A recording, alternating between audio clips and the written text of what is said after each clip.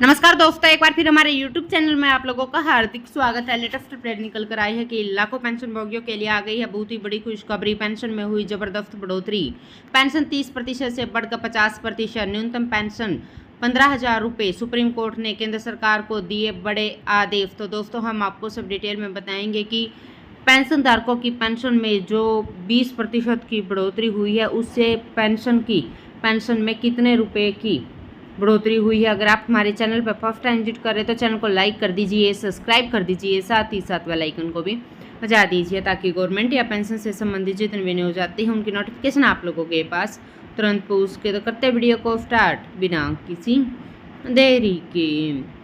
दोस्तों, अभी के नियम के अनुसार कर्मचारी जब रिटायर होते हैं तो उनकी अंतिम बेसिक का 50% पेंशन के रूप में दिया जाता है और ये पेंशन 9,000 रुपये से कम नहीं होनी चाहिए। वहीं पे फैमिली पेंशन की बात करें तो कर्मचारी की सेवा के दौरान जब मृत्यु हो जाती है तो इस केस में पूरे 10 सालों तक कर्मचारी के अंतरिम पे का 50% पेंशन दी जाती है। इसके बाद 30% पेंशन दी जाती है और ये पेंशन भी 9,000 रुपये से कम नहीं होनी चाहिए।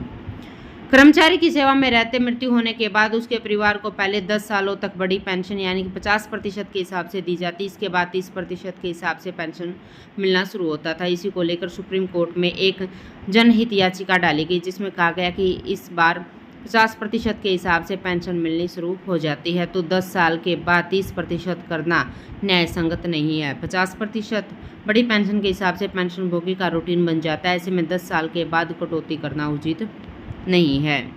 इसी को लेकर सुप्रीम कोर्ट ने एक जनहित याचिका डाली गई जिसमें कहा गया कि इस बार जब पेंशन 50% के हिसाब से मिलनी शुरू हो गई है तो कृपया करके इसको कम न किया जाए, क्योंकि 30% पेंशन होने के बाद घर का गुजारा करना काफ़ी मुश्किल हो जाता है।